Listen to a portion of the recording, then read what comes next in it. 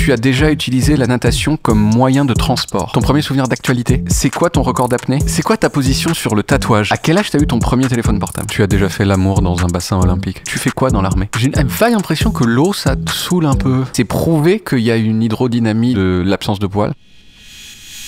Bah, je sais pas, il y a pas de poils sur les poissons, ça paraît logique, non? Oui, mais ils sont gluants en plus. C'est peut-être ça, c'est peut-être la gluance qui fait la différence. Et oui, c'est encore moi, le mug Smalltalk. Ceux qui ne me connaissent pas, regardez les épisodes précédents. Les autres, vous savez pourquoi je suis là. Pour vous parler de Squarespace, bien sûr, le partenaire qui nous accompagne sur cet épisode et qui nous permet de continuer de faire des Smalltalk de qualité. Squarespace, c'est quoi? C'est une plateforme de site web tout en un conçue pour vous permettre de mettre en avant votre business, vous démarquer et réussir en ligne. Concrètement, vous pouvez créer des sites web avec votre propre design, votre nom de domaine et vendre vos contenus, services et produits. Genre, imagine, t'es un mec qui a 142 chemises bleu ciel que tu mets plus parce que t'as décidé d'être stylé. Bah Squarespace, c'est fait pour toi. Tu crées ton site web en quelques clics avec un design super joli, genre design suisse. Tu crées ton nom de domaine, genre, je sais pas, les chemises de David quand il était pas stylé.com, et tu les vends toutes. Du coup, qu'est-ce qui se passe? Tout le monde a des chemises bleu ciel, ça redevient à la mode, et toi après, t'as envie de mettre des chemises bleu ciel. Donc t'en rachètes sur le site d'un autre gars créé sur Squarespace. Les chemises de David quand il était pas stylé que je revends à David parce qu'il a changé d'avis.com. Bref, tout ça pour dire que Squarespace, c'est super facile. Inscrivez-vous dès maintenant sur squarespace.com pour bénéficier d'un essai gratuit de 14 jours et profiter de 10% de réduction avec le code SMALLTALK10, condition en description de la vidéo. Et tout de suite, votre Smalltalk. T'as pas beaucoup dormi? La nuit dernière, ça va. Et c'est les nuits d'avant qu'on... Ouais, depuis les jeux, c'est compliqué de dormir, ouais. Alors je vous connais, vous allez dire ouais les JO c'était il y a 7 mois donc Florent Manodou ça fait 7 mois qu'il arrive pas à dormir, c'est ça? Mais vous êtes bête en fait, parce que cet épisode il a été tourné l'été dernier, juste après les JO. Donc voilà, donc il faut réfléchir quoi, faut être un petit peu... hein. Après c'est possible que aujourd'hui encore Florent Manodou arrive plus à dormir, mais ça m'étonnerait. Je l'ai croisé l'autre jour, il a l'air en pleine forme. Depuis les jeux, j'ai pas beaucoup dormi. Ouais, à cause du travail ou de la fête? La fête. Ouais, beaucoup, tout le temps. Ouais, moi je suis un gros fêtard, mais avec la fête, il y a aussi un peu les émotions qui retombent, donc c'est un peu... Ouais. Je suis très en dents de scie, moi. Je peux être très haut, très bas. Tu peux être très déprimé? Ouais. T'as l'air d'être hyper joyeux globalement comme personne, mais il y a des fois où genre... Oh. Bah, je sais pas, quand on est déprimé, on montre pas forcément. Hein. Oui, donc t'arrives à le cacher quand même. Bah, on met un masque, ouais. T'as vraiment ce truc de dépression ou c'est juste des tristesses passagères? Il y a des trucs où t'as... Je sais pas trop. Je pense que j'ai eu beaucoup de tristesse passagère. Ouais. Et de là à dire que j'ai eu une dépression, je pense pas, non. Non. Jamais tu t'es dit, tiens, là j'ai pas envie de me lever du tout ce matin pour faire quoi que ce soit? Souvent je me suis dit, j'ai pas envie de me lever pour nager. Ouais. Quasi tous les jours, ça. Ouais. Mais de rien faire du tout, non, c'est assez rare. Ouais. C'est assez rare. Ouais, donc t'es pas encore à fond dans la dépression. Non, ça va arriver, hein, t'inquiète. Ouais. Pas de problème, ça arrivera bien un jour. Hein. Florent Manodou, en 1994, t'avais 4 ans. Moi j'en avais 12. Je faisais de la natation dans le club de mon collège à Paris. Et il y avait un championnat des associations sportives de natation qui s'appelait le championnat de l'UNSS. Ça existe encore, je pense. L'Union nationale du sport scolaire, ouais. Et moi j'ai concouru dans la catégorie sprint brasse. Ok. Et mais j'ai gagné et donc je suis devenu champion de UNSS. Paris, UNSS okay, du régional, 25 du 25 mètres brasse. Félicitations. Tout ça pour dire que je suis vraiment content aujourd'hui de recevoir un collègue en quelque sorte qui sait comme moi ce que c'est que d'exceller dans un sport. J'ai fait de la brasse en plus un petit peu. C'est vrai? Ouais, en décembre dernier dans le relais français j'étais en brasse par exemple. Et bah comme toi quoi. Ouais. Même chose. Le principe de Smalltalk, c'est que je reçois des gens connus pour parler de tout, sauf de ce pourquoi ils sont connus. Mais c'est avec pour ça que toi... je me parlais de natation. Exactement. Mais avec toi, c'est là que je voulais en venir. Okay. C'est qu'avec toi, genre, je peux pas. Je crois que la natation, ça m'intéresse trop. Donc ouais, j'aimerais commencer cette interview par une série de questions aquatiques. Ok. Est-ce que tu as déjà utilisé la natation comme moyen de transport? Transport court, mais... Oui. Alors, je vais te raconter une anecdote. On était... En juin, j'ai loué un bateau, j'habite dans le sud, donc j'ai loué un bateau pour aller sur les îles de l'Érins, vers Cannes. Et il y avait beaucoup de courant, et en fait, il y avait un jeune qui nageait et qui n'arrivait pas à retourner à son bateau. Donc je me suis dit que j'avais plongé, donc il s'est mis sur mon dos et je l'ai ramené. J'étais un peu un autobus, quoi. Voilà. Tu as été le moyen de transport. J'étais le moyen de transport, ouais. Ah, c'est remarquable. On a fait, je sais pas, 20 mètres, mais je pense que ça aurait été compliqué sans moi, ouais. Un peu comme quand on nage sur un dauphin, là c'était toi en fait. Ouais. C'est hyper beau comme histoire, c'est très bien. C'est vrai en plus, hein, Ouais, c'est pas une vanne. C'est pas une vanne. Est-ce que tu as déjà nagé dans autre chose que de l'eau? Nager dans, je sais pas. Du lait? Du jus d'orange? Non, d'accord. T'es resté à l'eau, t'es un type classique quand tu nages. J'ai nagé dans plein d'eaux différentes par contre. Ouais. Dans de l'eau salée beaucoup. Ouais. J'ai nagé aussi dans de l'eau volcanique en Islande, ça c'était cool. Et en quoi elle consiste, l'eau volcanique? Elle est chaude. Elle est chaude, d'accord. Ouais, c'est juste que c'est très chaude. Ouais. Est-ce que ce serait susceptible d'augmenter les performances, le fait de nager dans de l'eau très chaude ou pas? Non, mais dans de l'eau salée, ouais. Parce que tu flottes. Ah oui, bien sûr, oui, bien sûr. Si tu te mets, j'ai jamais été, mais si tu t'allonges sur la mer morte, tu flottes. Ouais. Donc forcément, si tu flottes, t'es plus haut, il y a moins de résistance. C'est de la physique après. Hein, donc il pourrait y avoir un record, si on nageait le 100 mètres sur la mer morte, dans la mer morte, on pourrait faire des bien meilleurs temps que ce qu'on fait. Il y a déjà eu, alors pas dans la mer morte, mais je me suis entraîné au Seine-Marseille pendant 10 ans, je suis toujours licencié là-bas. Et c'est un très vieux club, et il y a le bassin d'été, on appelle ça comme ça, et c'est l'eau de mer qui est pompée pour remonter. Et il y a eu des records du monde à l'époque dans ce bassin. C'était un bassin réputé rapide parce que c'était de l'eau de mer et que c'était un bassin salé. Est-ce qu'on nage vraiment plus vite quand on est imberbe? C'est plus une armure qu'on se met en fait. Quand on se rase, ça veut dire qu'on est prêt. Ok. Donc il y a évidemment un côté physique, c'est plus... hydrodynamique, mais je pense que c'est plus le côté ok, je me rase, je me suis pas rasé de l'année, il y a des meilleures sensations, mais c'est surtout quand on se rase généralement, c'est que c'est soit les championnats du monde, soit les jeux, soit les sélections pour les jeux, donc on est prêt et, c'est comme un joueur de foot qui met son maillot de match, c'est pas pareil qu'un maillot d'entraînement, quoi. Toujours la même jambe en premier, etc. Exactement. Mais ça, c'est d'accord. Mais c'est prouvé qu'il y a une hydrodynamie de l'absence de poils? Je sais pas, il y a pas de poils sur les poissons, donc ça paraît logique. Non? Oui, mais ils sont gluants en plus. C'est peut-être ça, c'est peut-être la gluance qui fait la différence. Non, mais c'est logique. Si jamais tu enlèves une partie, on enlève même les peaux mortes, c'est-à-dire qu'on se rase les paumes de main, on se rase sous les pieds, on se rase le dos, etc. Donc il n'y a pas que les poils, on rase aussi d'autres choses. Vous êtes les seuls qui vous rasez les paumes de main. C'est possible, c'est possible. Est-ce que tu peux montrer à la caméra comment est ta bouche quand tu respires sur le côté, tu sais? Je respire pas. Tu respires 50 mètres, je respire pas. Ah ouais. Tu m'en vas pas là-dessus, dommage. Ah putain. Ouais. Et genre c'est le maximum. Par contre, je peux te montrer quand je fais du dos. Ouais. Quand tu fais la coulée en dos, t'as de l'eau qui rentre dans le nez normalement. Ouais. Donc il y a certains nageurs qui mettent un pince-nez, certains nageurs qui arrivent à faire comme moi, je vais te montrer, qui arrivent à bloquer l'entrée des narines. Donc tu fais comme ça là. Oh. Ça, ma soeur, ça va le faire aussi. Ouais. Essaye, vas-y. Non, j'ai pas les compétences. Mais ça se travaille peut-être. Non, je crois pas. C'est morphologique. Ouais, Camille Lacour, par exemple, avait un pince-nez. Ouais. D'accord, donc en fait, si t'es pas né avec ce truc-là, t'es baisé pour ça, quoi. Okay. T'auras sûrement d'autres atouts, hein. Ouais. C'est pas très important dans la vie de savoir faire ça, quand même. Oui, à part dans ce petite niche de la natation. C'est la fin de cette introduction natation. Ok. C'est la fin de cette introduction natation. Je suis content de plus parler de natation. Voilà, merci beaucoup. Maintenant, on peut commencer le small talk. T'es né le 12 novembre 1990. Oui. C'est quoi le premier souvenir de ta vie, de toute ton existence? Waouh. Je dirais c'est une bonne question, ça. Et en plus, je pense que c'est pas un vrai souvenir parce que c'est peut-être quand t'es jeune, je crois qu'on n'a pas de souvenir avant 6 ans, c'est ça à peu près. Et on mélange parfois les vrais souvenirs avec les photos qu'on voit. Mm-hmm. Donc moi, je dirais peut-être mes premières vacances en Bretagne. Oui. J'avais 4-5 ans. Ouais. Mais je suis pas sûr que ce soit un vrai souvenir. C'est peut-être la projection de ce que j'ai vu en photo plus tard. Ouais. Ton premier souvenir d'actualité? Coupe du Monde 98. Hein. Ouais. 8 ans, normal.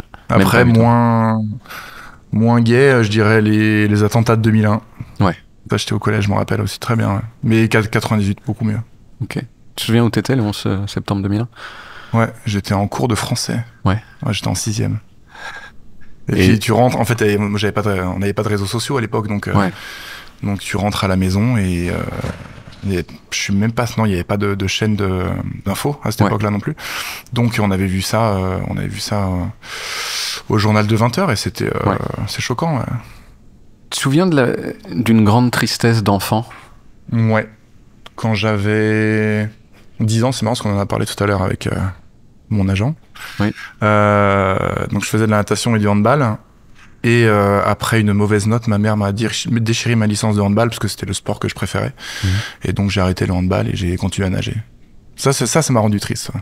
Pourquoi elle a fait ça? Parce que c'était pour te punir, parce que c'était ton sport préféré? Ouais, parce que j'avais eu une mauvaise note et qu'il fallait me punir et que... Tu veux dire que ça s'est joué à ça, le fait que tu fasses toute ta carrière dans le handball plutôt que toute ta carrière dans la natation? Ça a été un élément déclencheur. Ouais. C'est pour ça que j'ai repris après d'ailleurs. Mais je sais pas, peut-être que j'aurais continué à nager et que j'aurais dit de moi-même, bah, je suis bon dans la natation, je vais continuer la natation. Mais c'est sûr que c'était un moment qui était compliqué. Ouais. T'as repris pour réparer un peu ce truc cassé de quand t'avais... sans doute, ouais, sans doute. J'ai réfléchi que c'était... Enfin, tout le monde a dû te dire ça, mais il y avait un côté Michael Jordan avec le baseball. Ouais, il y a eu aussi Jean Galfione, je crois, qui a fait de la voile, Luc Alphand qui a fait du Dakar, Usain Bolt qui a fait du foot aussi. Donc, je crois que ça a pas... Bah, ça dépend où tu places son curseur, quoi. Ouais. Si, en fait, le problème dans tout ça, c'est que quand on a un champion dans quelque chose et qu'on veut faire autre chose, on a l'impression que la personne veut absolument avoir le même niveau. C'est pas forcément le cas, on cherche peut-être autre chose.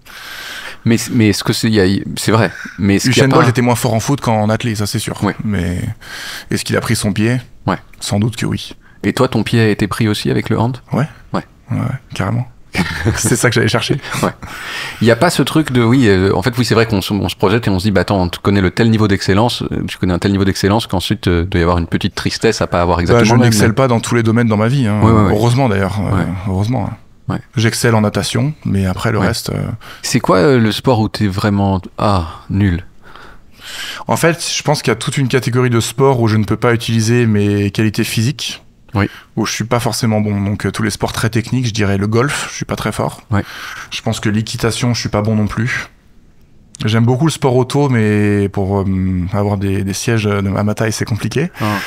Ah oui, il n'y a pas de champions de Formule 1 qui font 2 mètres en fait. Non, je pense que les plus grands, ça devait être Mark Webber, je crois qu'il était grand. Mais Esteban Ocon est assez grand pour un pilote de F1, mais c'est vrai qu'ils sont plutôt petits. Ouais. Mais en fait, voilà, tous les sports techniques où je peux pas utiliser ma force, c'est compliqué. Tu te souviens d'un cadeau que t'es reçu enfant et qui t'a marqué profondément? Genre, je me souviens moi de moments de bonheur, genre on m'a donné ça, c'est génial. Je me souviens d'un cadeau, c'est pas forcément le cadeau qui m'a marqué, mais mes parents nous avaient offert une table de ping-pong à l'époque quand je devais avoir 6-7 ans. Et en fait, c'est à cause de ce cadeau, ou grâce à ce cadeau, je sais pas, que je n'ai plus cru au Père Noël. Parce que j'avais reconnu l'écriture de ma mère ou de mon père. Donc, triste. Mais, donc quel âge tu dis? Je sais plus, 6 ans je pense, 6-7 ans. C'est là généralement où ça s'arrête. Et puis j'ai un grand frère et une grande sœur aussi. Donc, qui t'avait dit genre... Et après j'ai beaucoup joué au ping-pong avec mon frère. Ouais. Donc bonheur total de la table de ping-pong. Cool. C'était cool. Tes amis, ils pensaient quoi de toi quand t'étais enfant? T'étais dans le groupe d'amis qu'on a tous quand on est enfant. T'étais qui, toi? À quel âge? Je dis avant 12 ans, quoi. Avant 12 ans? Ouais. Donc école primaire, quoi. École primaire, ouais. C'est vieux, ça. Je pense que j'avais pas forcément beaucoup de personnalité. Enfin, je pense que les personnalités en école primaire, elles sont pas très importantes. Je pense que c'est au collège qu'on commence un peu à se dissocier des autres. Donc, j'étais un peu dans le moule de tout le monde. Ouais. Mais j'étais déjà très sportif, très sportif. Je me rappelle dans la cour de récré, très mauvais perdant. Ça, c'est sûr aussi. Un mauvais perdant? Ouais. Tu te souviens d'une anecdote spécifique où t'as été un mauvais perdant? Oui, on jouait au foot dans la cour. Ouais. J'étais en école primaire et on avait pris un but, je crois. Et faut pas le faire, hein, mais j'étais venu derrière la personne qui m'avait mis un but parce que j'étais au cage et je lui avais mis une balayette. Pas très intelligent quand même. Oh. J'étais très mauvais perdant. Oui. Et je suis pas violent du tout normalement, mais je pense qu'il y a eu d'autres choses autour. Ouais. Tu pètes la gueule quand au vaincu, non, en fait. Non, mais j'avais 8 ans, quoi. J'avais 8 ans. Non, je suis plutôt un garçon très très calme et qui n'aime pas les conflits en plus, donc non. T'es devenu un meilleur perdant depuis. Après, t'as moins perdu aussi, peut-être, ça a aidé. J'ai fait en sorte de moins perdre et je pense que ça a été mon moteur pendant de nombreuses années, de ne pas perdre. Pas forcément de gagner, mais de ne pas perdre. C'est pas les mêmes, les mêmes choses. T'étais bon à l'école? J'étais pas mauvais, Mais l'école n'était pas quelque chose qui m'intéressait tant que ça. Ouais. Le système, en fait, ça me plaisait pas. C'était trop long. Tu voulais sortir vite. Ouais, en fait, moi, quand on me donne une information et que je l'assimile, si on me la donne après une deuxième fois, une troisième fois, une quatrième fois, je décroche. Donc, j'ai la chance d'apprendre très très vite. Mais si j'apprends vite et que les autres ne sont pas à mon rythme derrière, c'est un peu compliqué. Donc voilà, puis après j'ai fait du sport, beaucoup de sport. Donc t'étais trop intelligent pour l'école. Non, pas du tout. Non, c'est pas du tout de l'intelligence, c'est que j'ai cette capacité-là. L'intelligence, il y a plein d'intelligence. Si on veut créer des gens qui ont une bonne mémoire, des choses comme ça, c'est l'intelligence scolaire, mais il y a l'intelligence émotionnelle, il y a l'intelligence, il y en a plein, il y a plein. À l'école, non, je n'étais pas un garçon intelligent scolairement, parce que ça m'a pas plu. Mais je pense que toute personne qui réussit dans son domaine a une forme d'intelligence. Donc, je suis intelligent dans le sport, ça c'est sûr. Mais scolairement, non, j'aimais pas ça, non, c'était trop long. On t'appelait le diable de Tasmanie ? Mes parents m'appelaient le diable de Tasmanie. Ouais. Pourquoi ? Parce que je bougeais tout le temps. Je bougeais tout le temps et il y avait ce dessin animé avec Taz, c'est ça ? Et je bougeais tout le temps, je faisais des bêtises assez régulièrement, mais pas parce que j'ai envie de faire des bêtises, mais parce que je courais, je montais dans les arbres, je faisais des cabanes, j'étais presque hyperactif, je pense. Donc mes parents nous ont mis au sport tous les trois. Et c'est resté assez longtemps, diable de Tasmanie. Je suis beaucoup plus calme maintenant. Ouais. Oui, t'as l'air c'est l'âge, extrêmement posé, quoi. Ouais. C'est l'âge. Et donc, de bêtises de diable de Tasmanie, un truc spécifique, genre la plus grave que t'aies faite ? Je vais remonter dans mes souvenirs. À l'époque, donc on vivait dans un lotissement, on faisait un peu de vélo avec mon frère et ma sœur. Et j'avais eu l'idée ma sœur était sur le vélo et j'avais eu l'idée de tester l'expression mettre un bâton dans les roues. Et je l'ai mis dans la roue avant. Donc du coup, ma sœur a fait un soleil. D'accord. Ouais, non, c'était pas très intelligent ça. C'était pas très intelligent. Ce qui aurait pu avoir des conséquences assez importantes pour l'avenir du sport français, en fait, c'est ça. Ouais, ça c'est sûr. Ok, donc diable de Tasmanie. T'as vu la gueule que ça a, un vrai diable de Tasmanie ? Ouais, j'ai regardé il y a pas longtemps, Parce qu'en fait, pour moi, ça ressemblait à Taz, quoi, mais en fait, pas du tout. C'est pas très beau. C'est dégueulasse. C'est un des animaux les plus laids du règne animal. Et je suis allé en Australie plusieurs fois et je crois qu'il y a que là-bas. Et en Tasmanie, je suppose qu'on en trouve. Ouais. Oui, Tasmanie, mais ça fait partie de l'Australie. Mais c'est le. Et ils ont un truc très triste, les diables de Tasmanie. C'est quoi ? C'est que ils ont des cancers de la gueule, des cancers du visage, qui sont des cancers. C'est un des seuls cancers contagieux du règne animal. Est-ce que tu savais ça avant de... Oui, il se trouve que je le savais. Et quand j'ai lu qu'on Personne t'appelait... sait ça. Voilà. Quand on t'appelait le diable de Tasmanie, j'ai fait genre, j'ai des fun facts sur le diable de Tasmanie.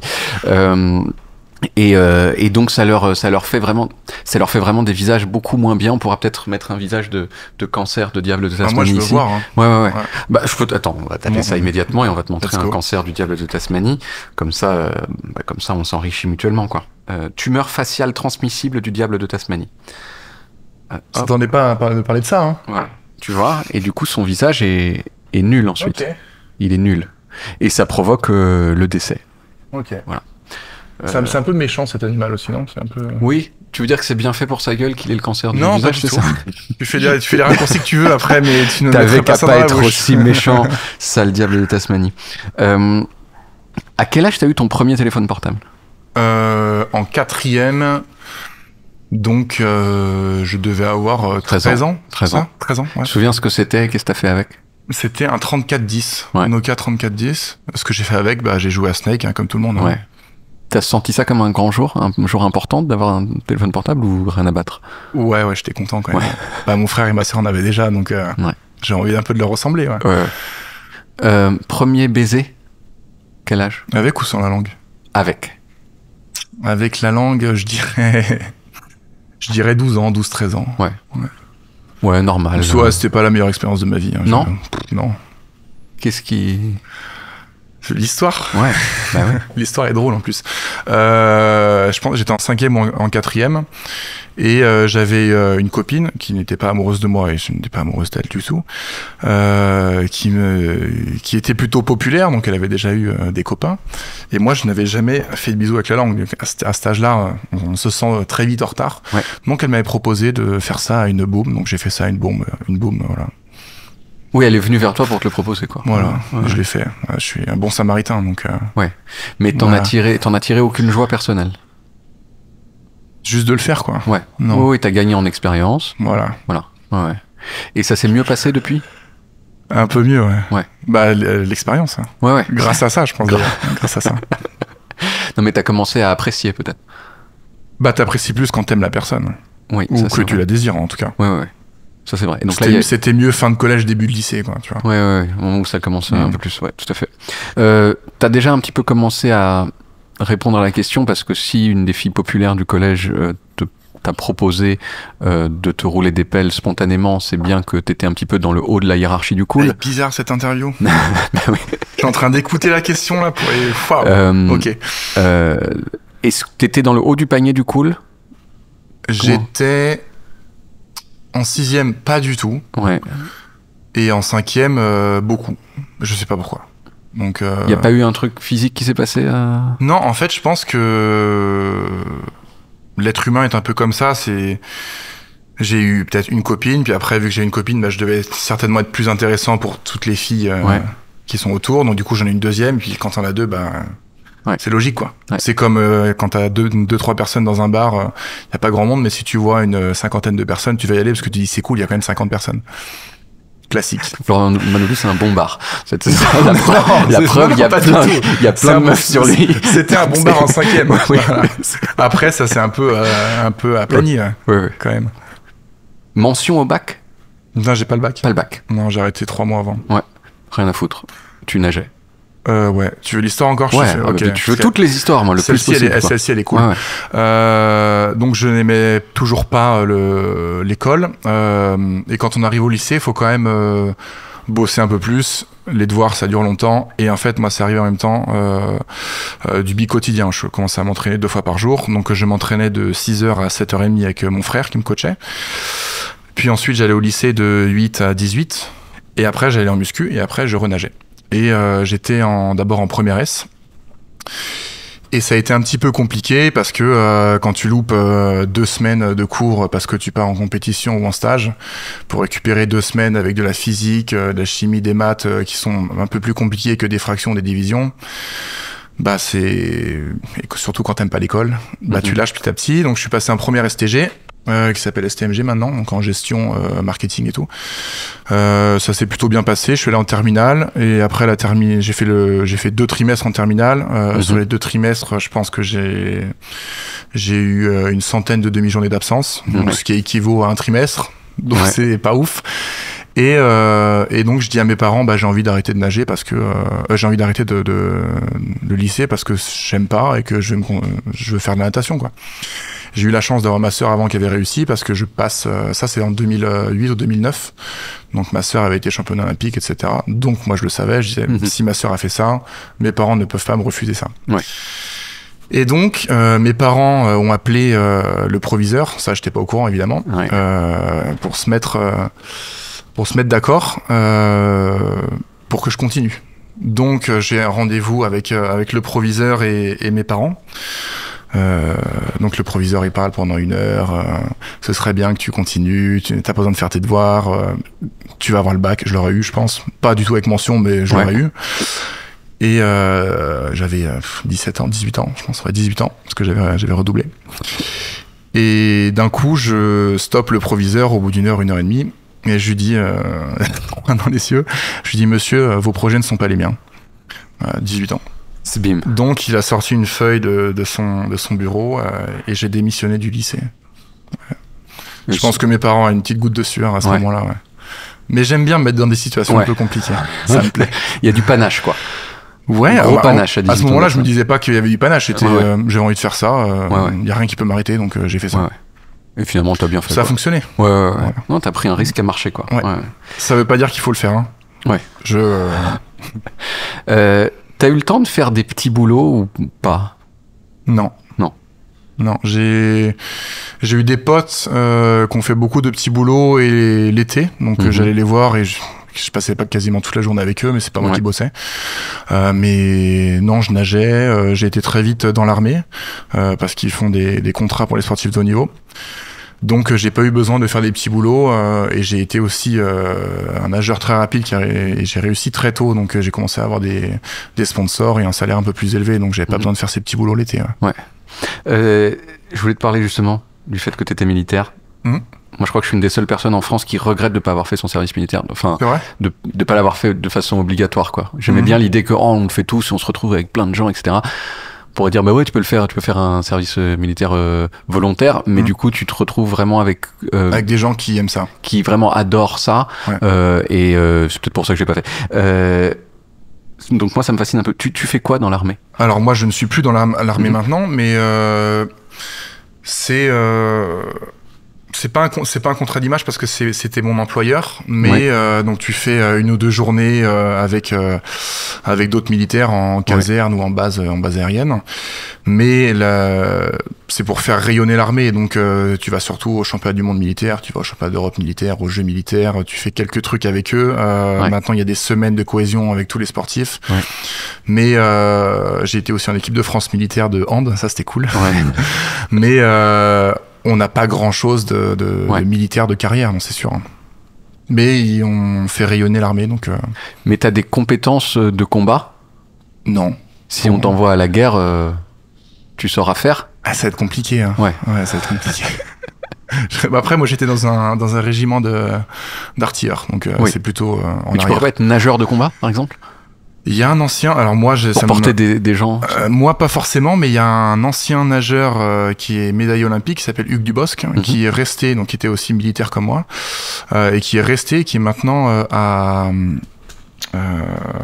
Normandie, là, je sais plus comment ça s'appelle, et qui est nageur de combat là-bas. Ou peut-être pas nageur de combat, mais il est dans l'eau, il va déminer des choses, retrouver des corps, etc. Donc il est resté dans l'armée, J'ai une vague impression que l'eau, ça saoule un peu maintenant, non? Il n'y a pas eu un peu trop d'eau dans ta vie? Là, en fait, la natation, c'est pas vraiment le sport qui me plaît. Oui. Donc ça a été le moyen d'avoir des émotions, d'avoir de l'intensité, d'être heureux, mais si j'avais pas tout ça, j'aurais pas nagé. Donc j'aime bien être dans l'eau. Ouais. Parce que moi, ce que j'aime bien le silence, par exemple, quand je me mets sous l'eau et qu'il y a plus de bruit, j'adore. Mais nager pour nager, non, c'est pas forcément quelque chose qui me plaît, mais comme tous les nageurs, il n'y a pas beaucoup de nageurs qui continuent après leur carrière, d'ailleurs. Quand tu nages, tu penses à autre chose qu'au fait que tu es en train de nager? Ça arrive, mais c'est de plus en plus rare, parce que maintenant, quand je nage, c'est très précis, et je pense à chaque mouvement, au centimètre près où je rentre ma main, etc. Mais quand je faisais des séances un petit peu plus longues, tu peux penser, c'est comme quand tu cours, comme quand tu fais du vélo, tu divagues, qu'est-ce que je vais manger ce soir, quel film je vais regarder la semaine prochaine, des choses comme ça. Alors il y a un moment de l'interview, on finit toujours par un truc qui s'appelle En vrac. Ce qui voudrait dire que jusqu'à présent c'était pas en vrac, c'était quand même un petit peu en vrac, mais là c'est encore plus. C'est des questions. C'est un bordel organisé, quoi. Exactement. On dit ça. C'est quoi ta position sur le tatouage? J'ai cru que tu allais me sortir une question de fou. Parce que ces questions qui commencent par c'est quoi ta position sur, généralement faut pas y répondre. J'aime bien, hein, regarde, j'en ai un peu partout. Ouais. Un zèbre. Ouais. Juste explique-nous le zèbre. Bien choisi. Ouais. Le zèbre, ça part un petit peu de mon agent, qui est un peu mon deuxième père, qui m'a sorti une phrase en 2011 quand je l'ai rencontré. Il est juste là, qui m'a sorti une phrase en 2011, bien choisi quand même. Et il m'a dit, on ne change pas les rayures du zèbre, ce qui veut dire que les gens ne changent pas, quoi. En gros. Ils peuvent un peu s'adapter, mais... Et le zèbre, pour moi, c'est aussi un cheval un peu différent. Donc, dans ma tête, je me suis dit que j'étais plutôt un zèbre qu'un cheval. Parce que j'étais un petit peu différent des autres. Et la couleur, parce qu'il est coloré, je sais pas si on voit bien. Certaines de ses rayures sont rouges. Rouge. Là, en fait, quand je fais les tatouages, je nage direct après parce que c'est mon métier, mais il doit y avoir un peu plus de couleur. Il y a un peu de vert, un peu de bleu. Okay. Donc c'était un peu en rapport avec mon agent, donc j'ai changé les rayures du zèbre pour les mettre en couleur parce que la couleur c'est être extraverti, faire la fête, etc. Donc un peu encore, je suis un zèbre donc je suis déjà différent, mais en couleur c'est encore plus différent. Ok. Donc bien choisi le zèbre. En fait, quand tu regardes un peu mes tatouages, la plupart c'est soit de l'anticonformisme, ou soit de l'amour. c'est un peu un mélange des deux, tu vois. Là, j'ai love, là, ça, c'est un cœur, ça, c'est la passion pour l'amour. Ouais. Vie, etc. Je sais pas ce que j'ai là. Ça, c'est mon dernier, ça, c'est un artichaut. Ouais. Donc, vu que je suis un cœur d'artichaut, j'ai mis, tu vois. Ouais. Voilà. Et j'en ai quelques-uns. Voilà. Gorille. Là, il y a un gorille stylisé. Ouais, donc c'est soit de l'amour, soit me faites pas chier, quoi. Ouais. Voilà. Ok. Quand on te fait chier, tu fais quoi? Ça dépend du...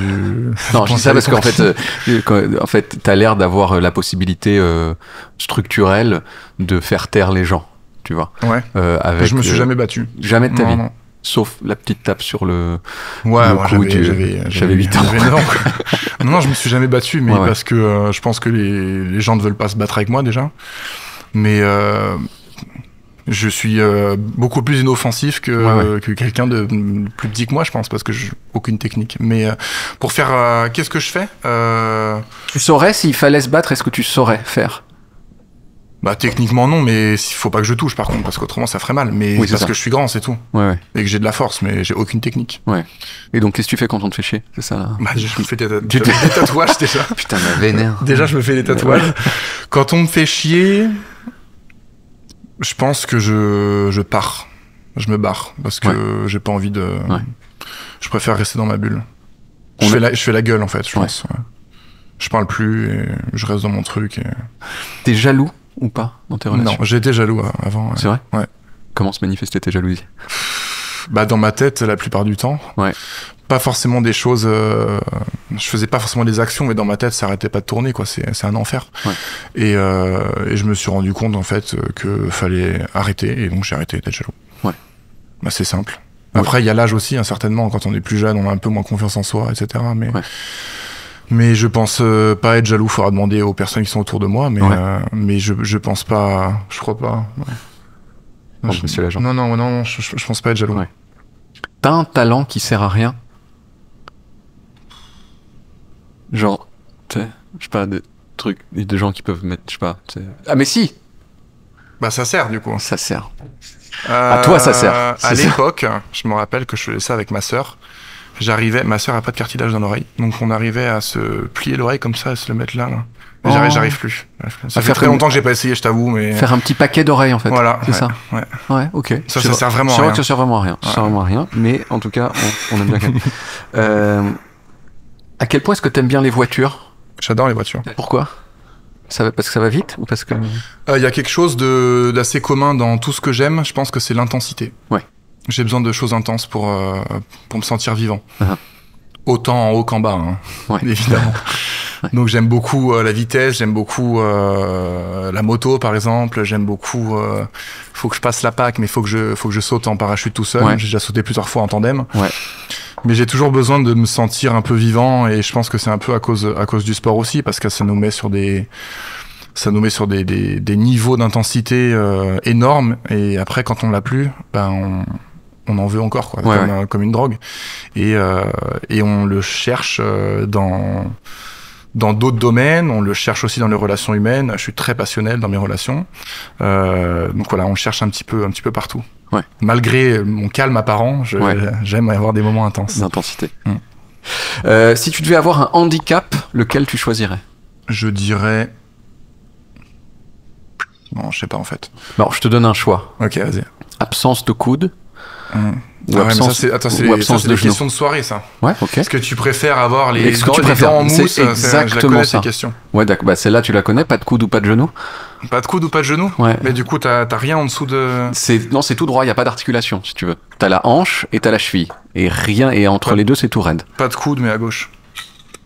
D'accord, mais là t'as changé la question là. Non. Bah tu m'as dit pas de coude. Ah, les deux en même temps. Ah ben oui.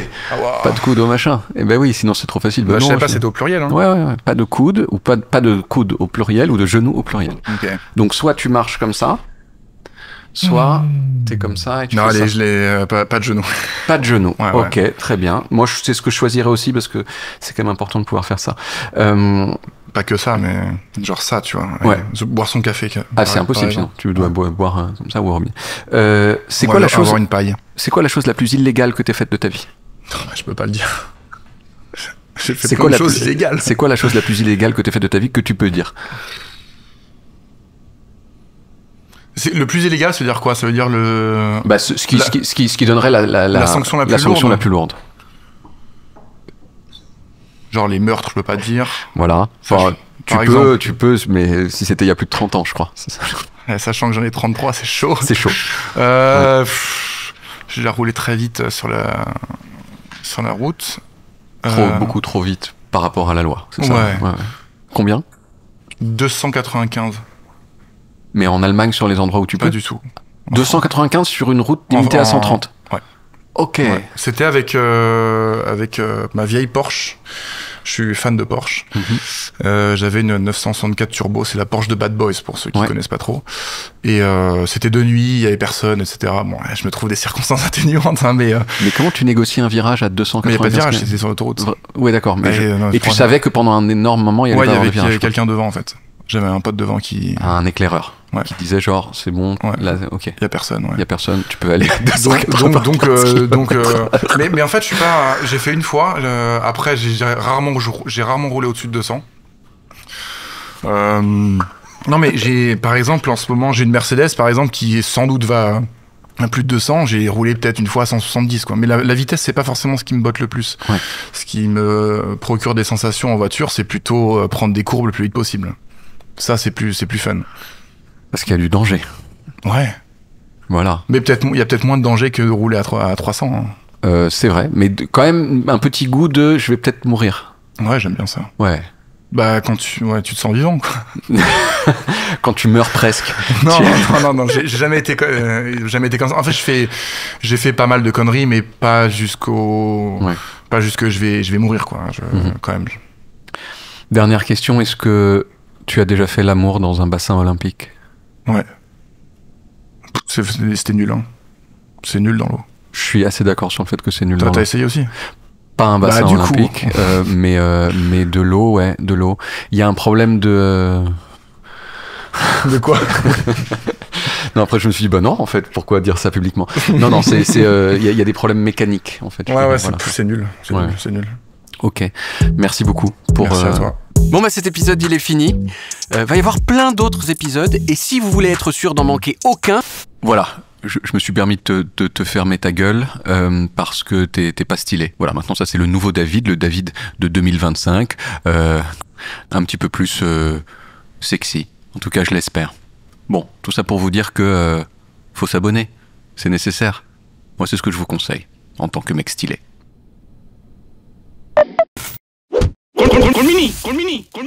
Vous vous souvenez de moi au début de l'épisode? J'étais joyeux, insouciant, heureux. Mais depuis, tout a changé. Pourquoi? Parce que j'ai fait la recherche Diable de Tasmanie plus cancer. Vous nous aviez pourtant dit de pas le faire, hein? Mais non, j'ai pas écouté. J'en ai fait qu'à ma tête. Ma petite tête de meug, là. Depuis, je suis triste, perdu, désemparé. J'aurais dû écouter Combini et pas me laisser engrainer par David, là. Bref, allez, à la prochaine.